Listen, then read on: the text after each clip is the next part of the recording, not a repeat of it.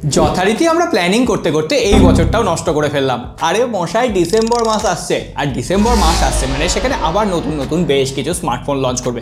যদিও নভেম্বরে তেমন কোনো স্মার্টফোন বিশেষ লঞ্চ করেনি, ডিসেম্বরেও তবে ফ্ল্যাগশিপ লেভেলে বেশ কিছু স্মার্টফোন লঞ্চ করবে। বাজেট ক্যাটাগরিতে দু একটা স্মার্টফোন আসবে ঠিকই, প্রত্যেকটা লিস্ট আপনাদের সাথে শেয়ার করব। আর আপনারা আপনাদের যারা টেক লাভার বন্ধু আছে তাদের সাথে ভিডিওটা শেয়ার করতে পারেন, আর নতুন হয়ে থাকলে সাবস্ক্রাইব ঘন্টি, যেগুলো প্রত্যেকদিন বলি আর কি, করে দিলে আর বলতে হয় না, করে দিন। তাহলে চলুন প্রথমে আজকে আমরা মোটোরোলাকে দিয়ে শুরু করি। মোটোরোলা প্রত্যেক মাসেই স্মার্টফোন লঞ্চ করছিল, তারপরে একটু ধামাচাপা পড়ে যায়। মোটোরোলা বাজেট ক্যাটাগরিতে মোটো G35 বলে একটা স্মার্টফোন লঞ্চ করতে চলেছে। ডিসেম্বর মাসে ইন্ডিয়াতে আসবে, তবে কবে আসবে এখনো লঞ্চ ডেট কনফার্ম হয়নি। 6.67 ইঞ্চির একটা IPS LCD প্যানেলের ডিসপ্লে, 120 হার্টজের রিফ্রেশ রেট, 5G ডিভাইস হচ্ছে, ইউনিসকেট T760 চিপসেট, এর সঙ্গে সঙ্গে 5000 মিলিঅ্যাম্পিয়ারের ব্যাটারি, 18 ওয়াটের চার্জার, 50 মেগাপিক্সেলের dual rear camera, ultra wide angle lens রয়েছে, 16 মেগাপিক্সেলের সেলফি ক্যামেরা রয়েছে।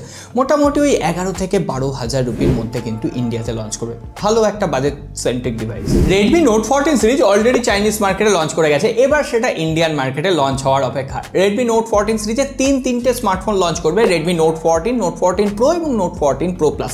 অলরেডি স্পেসিফিকেশন মোটামুটি আপনাদের সকলের মুখস্থ হয়ে গেছে। নোট 14 এই স্মার্টফোনটা 20,000 রুপির নিচে লঞ্চ করবে, আর সেখানে মিডিয়াটেকের ডায়মেনসিটি 7025 আলট্রা চিপসেট থাকছে। আর রেডমি নোট 14 প্রো এবং pro plus Qualcomm Snapdragon 7S Gen 3 chipset থাকছে। রেডমি নোট 14 প্রো 25,000 রুপির আশেপাশে, আর নোট 14 প্রো প্লাস যেটা সেটা 30,000 রুপির আশেপাশে থাকবে। IP69 রেটিং রয়েছে, 5500 mAh এর আশেপাশে ব্যাটারি, আর সঙ্গে সঙ্গে 90 ওয়াটের ফাস্ট চার্জিং টেকনোলজি রয়েছে প্রো এবং প্রো প্লাস ভ্যারিয়েন্টে। আর প্রো ভ্যারিয়েন্টে 67 ওয়াট ইন্ডিয়ান ভ্যারিয়েন্টে থাকতে পারে। তবে সব থেকে বড় কথা, এইগুলো নাকি হাইপারওয়েস 2.0 সাথে লঞ্চ করবে। তো দেখা যাক এবার রেডমি নোট 14 সিরিজ আদপে বাজেটে আমাদের মধ্যবিত্তের স্বাদ পূরণ করতে পারে কিনা।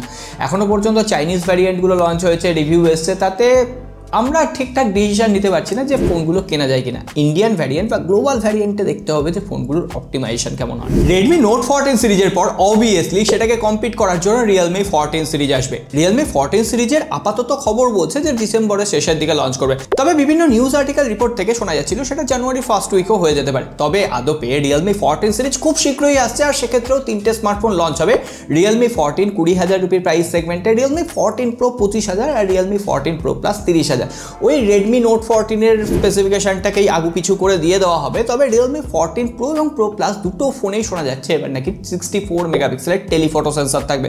তবে রিয়েলমি টেলিফটো সেন্সর দিচ্ছে ঠিকই, তবে তার ক্যামেরা কিন্তু এখনও অপটিমাইজ নয়। তার উপরে রিয়েলমির এত নোংরা ব্লোটওয়্যার সহ্য করা যাচ্ছে না। তো দেখা যাক, রিয়েলমি আর রেডমি কি যখন ফোন লঞ্চ করতো একটা আলাদা এক্সাইটমেন্ট কাজ করতো, আজকের দিনে এক্সাইটমেন্ট কোথায় হারিয়ে যাচ্ছে। তবে যারা ফ্ল্যাগশিপ লেভেলের স্মার্টফোন কিনতে চাইছেন তাদের জন্য Realme GT7 pro already launch করে গেছে। ফোনটার আনুষঙ্গিক সমস্ত কিছুই ভালো, কিন্তু 60,000 রুপির একটা রিয়েলমি স্মার্টফোন, সেখানে ক্যামেরা একদম এভারেজ। তবে হ্যাঁ, 7000 মিলিঅ্যাম্পিয়ারের ব্যাটারি রয়েছে, কোয়ালকম স্ন্যাপড্রাগন 8 এলিট চিপসেট রয়েছে। তবে আমার মতে ওয়েট করে যাওয়া ভালো, কারণ ওই কোয়ালকম স্ন্যাপড্রাগন 8 এলিট দিয়ে IQ13, OnePlus 13 এর মতো ডিভাইসও আসবে, আর সেগুলো ওই একই কম্পারেটিভ প্রাইস পয়েন্টে আসবে।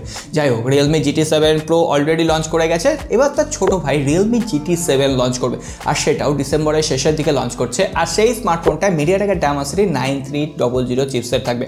পাশাপাশি এই ফোনটাতেও 7000 মিলিঅ্যাম্পিয়ারের ব্যাটারি থাকছে, 90 ওয়াটের ফাস্ট চার্জার থাকছে, আর 50 মেগাপিক্সেলের সনি IMX সেন্সর থাকছে ক্যামেরার জন্য। তবে এই ফোনটায় টেলিফটো সেন্সর নাও থাকতে পারে। তবে এই মাসের সব থেকে ভ্যালু ফর মানি যে স্মার্টফোনটা হবে সেটা হচ্ছে IQ Neo 10 সিরিজ। যদিও সেগুলো আমাদের রিজিয়নে হয়তো লঞ্চ করছে না, প্রথমে চাইনিজ মার্কেটে লঞ্চ হবে IQ Neo 10 এবং IQ Neo 10 Pro। অলরেডি আমি বলেছি IQ Neo 10 Proতে মিডিয়াটেকের ডায়মেনসিটি 9400 চিপসেট থাকছে, আর IQ Neo 10 এ কোয়ালকম স্ন্যাপড্রাগন 8 Gen 3 চিপসেট থাকতে পারে। এখনো পর্যন্ত যেটুকু খবর রয়েছে, ওভারঅল দুটো ফোনে 1.5K অ্যামোলেড ডিসপ্লে, 120 হার্টজের রিফ্রেশ রেট, আর 6100 mAh এর আশেপাশে ব্যাটারি, 100 ওয়াটের ফাস্ট চার্জিং টেকনোলজি থাকবে।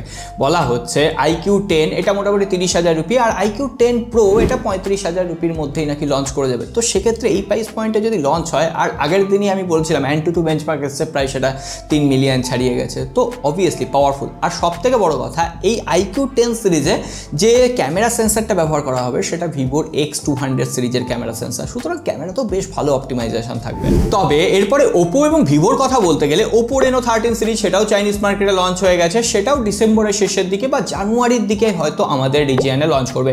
Oppo Reno 13 এবং Oppo Reno 13 Pro, এখানে মিডিয়াটেকের Dimensity 8350 চিপসেট রয়েছে, আর 13 Pro যে ফোনটা সেখানে টেলিফটো সেন্সর রয়েছে, এখানে কোয়াড কার্ভ ডিসপ্লে, 1200 নিটসের পিক ব্রাইটনেস, মোটামুটি একটা ভালো কনফিগারেশন দিয়ে আসছে। আর স্পেসিফিকেশন এখনো পর্যন্ত কনফার্ম নয়, কারণ চাইনিজ মার্কেটে লঞ্চ হওয়ার পর আমাদের দেশে যখন আসবে তখন স্পেসিফিকেশন টুকটাক চেঞ্জ হয়ে যেতে পারে, বাকিটা আমি টেক নিউজে আপডেট করে দেবো। আর Oppo Reno 13 সিরিজের হাত ধরেই আমাদের সাথে আসবে Vivo V50 series. Already Chinese মার্কেটে Vivo S20 আর S20 Pro লঞ্চ করে গেছে, ওই দুটো স্মার্টফোনই রিব্র্যান্ডেড হয়ে আমাদের কান্ট্রিতে আসবে Vivo V50 আর V50 Pro নাম নিয়ে।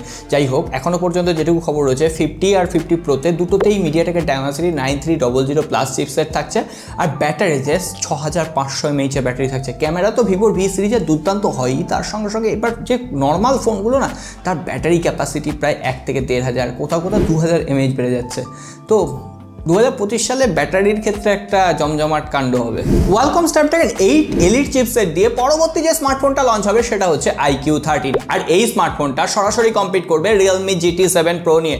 আর এই ফোনটা 3 ডিসেম্বর ইন্ডিয়ান মার্কেটে লঞ্চ হতে চলেছে। সঙ্গে সঙ্গে এখানে 6.78 ইঞ্চির 144 হার্জের একটা OLED ডিসপ্লে থাকছে। Qualcomm Snapdragon 8 Elite চিপসেট, 50 মেগাপিক্সেলের মেইন ক্যামেরা, 50 মেগাপিক্সেলের টেলিফটো সেন্সর, 6100 mAh এর ব্যাটারি, 120 ওয়াটের ফাস্ট চার্জিং টেকনোলজি থাকছে।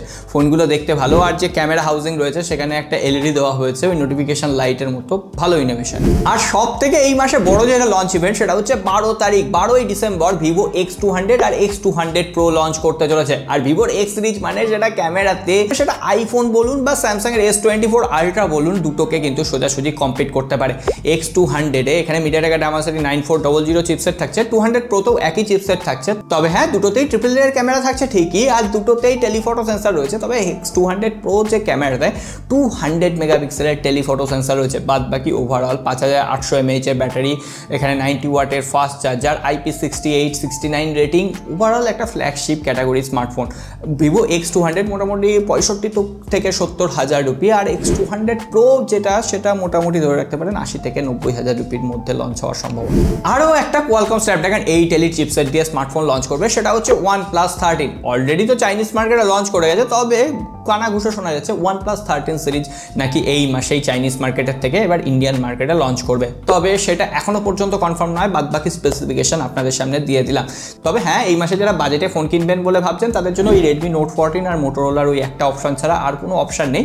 আমি বলবো ওয়েট করে যান, জানুয়ারি মাসে একদম দুর্দান্ত বাজেট কেন্দ্রিক স্মার্টফোন লঞ্চ হবে। সো ওভারঅল এই সমস্ত লিস্টের মধ্যে আপনারা কোন ফোনটার জন্য ওয়েট করছেন কমেন্ট বক্সে লিখে জানাবেন। আর এই বছরটা কেমন আপনারা কাটালেন, আপনাদের লক্ষ্য পূরণ হয়েছে কিনা সেগুলো জানাতে পারেন। পরিবার নিজেদের খবর রাখাই যায়। সকলে ভালো থাকবেন, দেখা হবে আগামীবার।